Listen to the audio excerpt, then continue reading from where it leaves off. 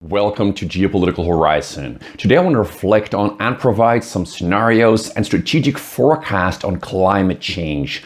On Monday, the IPCC report again just provided some very serious and damning, climate change forecast that we're going to see more heat waves, we're going to see more extreme drought. There are going to be just basically more and more climate challenges for the entire world unless we are able to change course and direction towards a greener and more climate-focused development globally. Now the question remains, is the world going to be able to provide that change? Are we going to see that change over the coming years and decades? And as we now see the world evolving through the global corona pandemic, we've also seen wars, and we are seeing a range of different challenges around the world. It is just increasingly hard to say that yes, we are going to be able to reach the needed, goals in terms of net zero, in terms of, the various 1.5 2 degrees. It's just hard to see that is going to happen. Now the question is, why are we not able to provide, the necessary, goals and for the world to go in a more green and climate-focused direction? Well, first of all, countries are at different stages in economic development. Countries have different internal challenges. Countries experience wars. We are seeing a lot of countries around the world living still in extreme poverty. And that is a major, major challenge, which I think is undercommunicated in many fora. I personally traveled across Asia and Africa and the Middle East and Latin America, and large areas across, these vast continents still are in extreme poverty. People live in very much poverty. People, live with challenges from day to day just to survive. And therefore, communities around the world will do anything to gain energy, to gain basically the relevant services to just basically get on with their lives.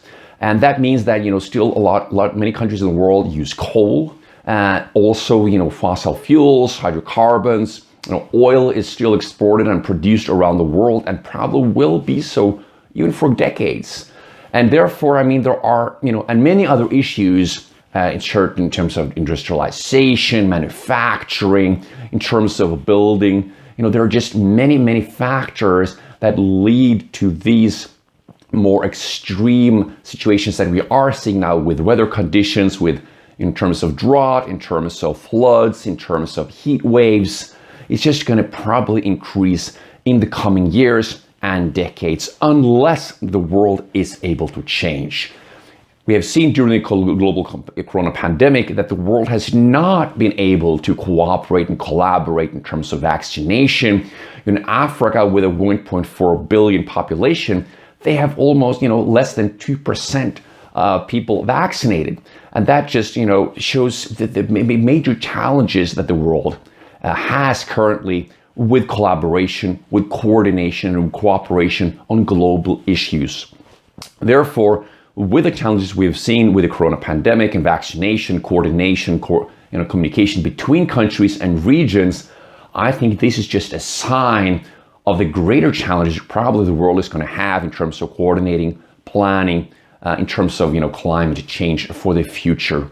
Because every country is responsible for its own economic development and political development and societal development.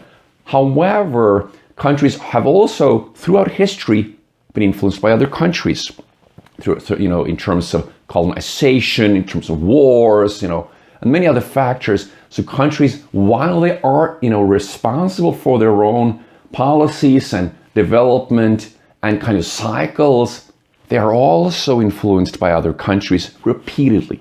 And over the coming decades, we are probably going to see more wars. It's hard to say exactly where it's going to happen. There are, potentials out there, but we're probably going to see more wars. That's going to set countries back. And when these wars are over, then they would, will want to re-emerge and redevelop.